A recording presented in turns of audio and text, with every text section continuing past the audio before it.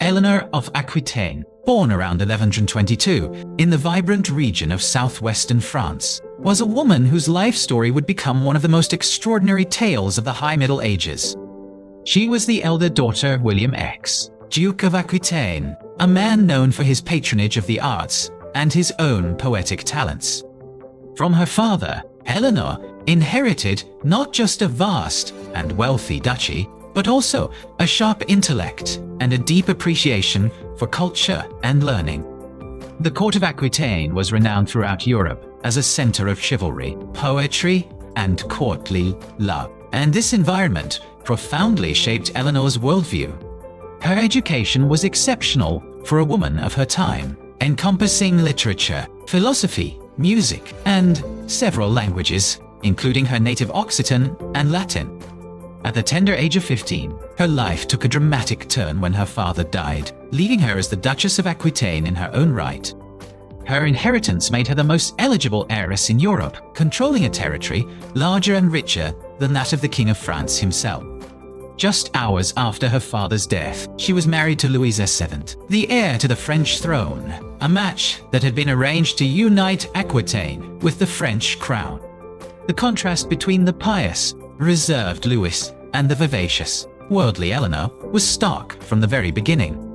Eleanor found the royal court in Paris to be gloomy and austere compared to the lively and cultured atmosphere she was accustomed to in Aquitaine. Despite their differences, she was crowned Queen of France in 1137, and for a time, they presented a united front. Her influence began to be felt as she introduced the arts and culture of Aquitaine to the more somber northern court. However, their marriage was strained by their inability to produce a male heir, with their first child being a daughter, Marie Tony. In 1147, Eleanor, driven by a sense of religious duty and perhaps a thirst for adventure, insisted on joining her husband on the Second Crusade. Her decision to participate, along with her ladies-in-waiting, was highly unusual and caused a great deal of comment and controversy. The journey to the Holy Land was long and perilous, fraught with logistical challenges and the constant threat of attack. During the Crusade, tensions between Eleanor and Louis escalated, particularly during their stay in Antioch, which was ruled by her uncle, Raymond of Poitiers. Rumors of an affair between Eleanor and her uncle, though likely unfounded, spread like wildfire and deeply damaged her relationship with Louis. The crusade itself was a military disaster, and the royal couple returned to France with their marriage in tatters. After the birth of their second daughter, Alix, the marriage was finally annulled in 1152 on the grounds of consanguinity. Eleanor, once again the independent ruler of Aquitaine, wasted no time in securing her future and that of her duchy. Just 8 weeks after the annulment, she married Henry Plantagenet, the young and ambitious Duke of Normandy and Count of Anjou. This marriage was a brilliant political move, creating a vast Angevin empire that stretched from the borders of Scotland to the Pyrenees. In 1154, Henry ascended to the English throne as King Henry II, and Eleanor was crowned Queen of England, her second time as a queen consort. Their early years together were passionate and fruitful, producing a brood of children, including 5 sons: William, Henry, Richard, Geoffrey, and John. Eleanor played an active role in the administration of their sprawling domains, often acting as regent in one part of the empire, while Henry was in another. She established a vibrant court in Poitiers, which became a renowned center for the arts, continuing the traditions of her youth. However, Henry's infidelities, particularly his long-standing affair with Rosamund Clifford, created a deep rift between the royal couple. The once passionate relationship devolved into a bitter power struggle, with their own sons becoming pawns in their games. In 1173, Eleanor took the extraordinary step of supporting her sons in a revolt against their father, Henry II. The revolt ultimately failed, and Henry, feeling betrayed and enraged, had Eleanor captured and imprisoned. For the next 16 years, Eleanor remained a political prisoner, moved between various castles in England and Normandy. Her imprisonment was a long and lonely period, but her spirit remained unbroken, and she continued to be a figure of immense influence. In 1189, Henry II died, and their son, Richard, ascended to the throne as Richard of Urs, famously known as Richard the Lionheart. One of Richard's first acts as king was to release his mother from her long captivity. Now in her late 60s, Eleanor emerged not as a retiring dowager queen, but as a formidable political force. While Richard was away on the Third Crusade, Eleanor effectively ruled England as regent, demonstrating her sharp political acumen. She skillfully managed the kingdom's finances, thwarted the rebellious plots of her youngest son, John, and maintained order throughout the realm. When Richard was captured and held for ransom on his way back from the crusade, it was Eleanor who tirelessly worked to raise the enormous sum required for his release. She personally delivered the ransom to Germany, a testament to her unwavering devotion to her favorite son. After Richard's death in 1199, she supported the claim of her youngest son, John, to the English throne, ensuring a smooth succession. Even in her old age, her energy seemed boundless. At the age of nearly 80, she undertook a perilous journey across the Pyrenees to select a bride for the French heir. She chose her own granddaughter, Blanche of Castile, a decision thus would have a profound impact on the future of France. Her final years were spent at the Abbey of Fontevraud, a place she had long patronized and where she had chosen to be buried. Eleanor of Aquitaine died in 1204 at the age of 82, having outlived most of her children and witnessed the dramatic rise and fall of fortunes. Her effigy at Fontevraud depicts her lying in serene repose, reading a book, a fitting tribute to a woman of great intellect and culture. She was buried alongside her husband, Henry II, and her beloved son, Richard the Lionheart, a family united in death as they rarely were in life. Eleanor's legacy is immense. She was a queen of two powerful kingdoms, a crusader, a political prisoner, and a regent who shaped the course of European history. She was a patron of the arts who fostered the ideals of courtly love and chivalry, leaving an indelible mark on the culture of the Middle Ages. Her life challenged the conventional roles of women in her time, demonstrating that a woman could wield power and influence on the grandest stage. Eleanor of Aquitaine remains a figure of fascination, a woman of extraordinary beauty, intelligence, and indomitable will who truly was a queen in her own right. Her story is a testament to the resilience of the human spirit and the enduring power of a single individual to shape the destiny of nations. The court of Aquitaine, under her grandfather, William Nuthes, was the birthplace of troubadour poetry, a tradition her father and she continued with passion. This cultural inheritance instilled in her a belief that life should be lived with passion, artistry, and a certain flair that the northern French court sorely lacked.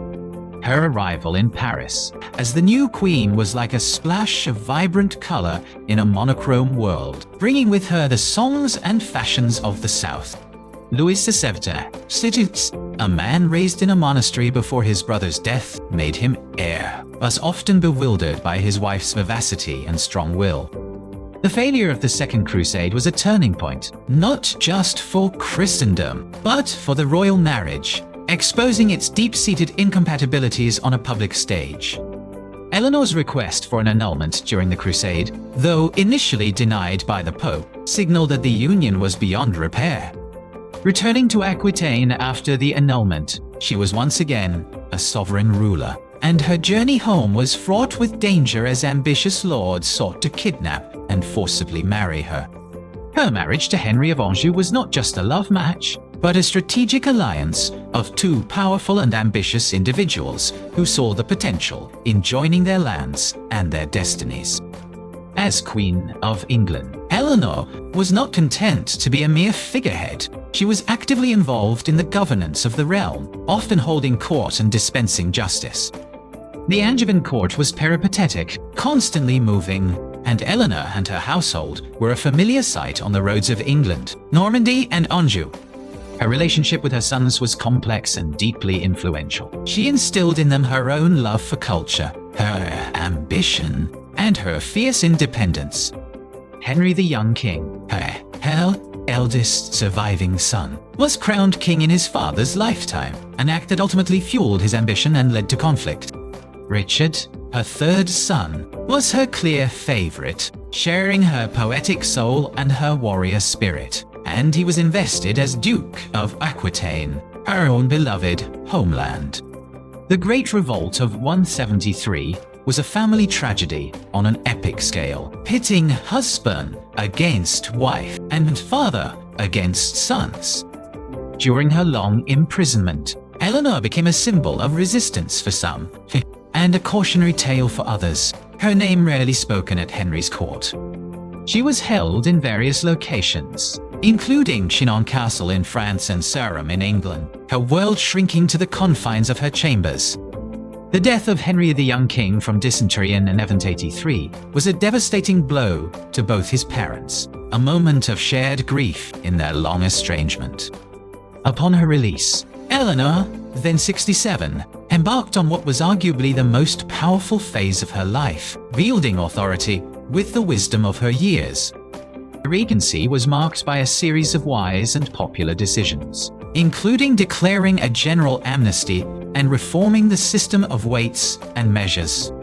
She traveled the length and breadth of England, securing oaths of fealty to Richard and ensuring the stability of his kingdom.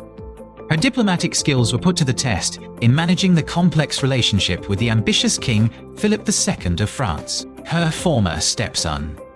The ransom for Richard was a staggering 150,000 marks, an amount that required a huge national effort, which Eleanor orchestrated with masterful efficiency. After securing Richard's return, she continued to be his most trusted advisor, her political experience being an invaluable asset to his rule. Despite her grief, she immediately acted to secure the succession for John, traveling to Anjou to win the support of its wavering barons. Her journey to Castile to fetch Blanche was her last great political act, a final masterstroke of dynastic diplomacy. In 1202, she was besieged at the castle of Maribor by her own grandson, Arthur Brittany, but was rescued at the last moment by her son, King John de Sune. She finally retired to Fontevraud, the spiritual heart of the Angevin dynasty, a place of peace after a life of constant movement and conflict. Her life spanned the reigns of numerous kings and popes, and she was a contemporary of figures like Thomas Becket and Bernard of Clairvaux. She was a woman who was defined not by her husbands, but by her own actions, her own lands, and her own indomitable will. The legends that grew around her, of the court of love and her supposed affair with her uncle, speak to the powerful impression she made on her contemporaries. She was a true medieval queen, whose life was a blend of piety and passion, politics and poetry, power and imprisonment. Her genetic legacy was as impressive as her political one. She was the grandmother of Europe, with descendants on the thrones of numerous kingdoms. To study the life of Eleanor of Aquitaine is to study the very heart of the 12th century, with all its contradictions, its brilliance, and its brutality. She was a force of nature, a woman who commanded armies, ruled vast territories, and shaped the destiny of Europe for nearly a century. Her story continues to inspire, a timeless saga of a woman who refused to be a footnote in history, but instead wrote her own epic chapter. The wealth of Aquitaine, derived from its wine trade and fertile lands, gave Eleanor a level of financial independence unknown to most medieval women. Her first marriage was doomed by the fundamental clash between the secular, joyous culture of the South and the pious, monastic culture of the North. Eleanor's presence on the Second Crusade, while controversial, set a precedent, however unusual, for royal women's participation in major political and military events. The annulment, while freeing her from Louis, also meant she had to leave her two daughters, Marie and Alix, behind in the French court, a personal sacrifice for political freedom. Henry II was a man of immense energy and ambition, a perfect match for Eleanor's own drive, and their combined territories created a formidable challenge to the French crown. The birth of 5 sons seemed to secure the future of the Angevin dynasty, yet it was this abundance of ambitious heirs that would ultimately tear the family apart. Eleanor's court at Poitiers was not just for entertainment. It was a political and cultural statement, a rival to Henry's own court and a center of Aquitanian identity. The rebellion of her sons was not just a grab for power, but a desperate response to their father's refusal to delegate any real authority to them, a sentiment Eleanor likely shared and encouraged. Henry's decision to imprison his wife for such a long period was a shocking and extreme measure, demonstrating the depth of his rage and his determination to neutralize her political influence. Even in prison, Eleanor was not entirely powerless. She remained the Duchess of Aquitaine, and Henry had to tread carefully to avoid provoking a rebellion in her lands. Her release was like the uncorking of a bottle. Her pent-up energy, intelligence, and political will were unleashed upon a kingdom that desperately needed her guidance. As regent, she was both just and pragmatic, understanding that the stability of the kingdom was paramount, especially with a king as reckless as Richard. The plot by Prince John and King Philip II to usurp the throne during Richard's captivity was a serious threat, which Eleanor countered with decisive political and military action. Her journey to Germany with the ransom was an arduous and dangerous undertaking for a woman of her age. Yet she did not hesitate. She was a constant presence in the political landscape of the late 12th century, a queen mother whose influence often surpassed that of kings. Her support for John after Richard's death was a pragmatic choice to prevent a succession crisis and civil war with her grandson, Arthur of Brittany. The final image of her at Fontevraud, reading a book, is a powerful symbol of her lifelong commitment to learning and culture, a quiet end to a life lived at full volume. Eleanor's life serves as a powerful counter-narrative to the idea that medieval women were merely passive pawns in the games of men. She was a woman who loved passionately, fought fiercely, and ruled wisely, leaving a legacy that is still felt in the culture and politics of Europe today.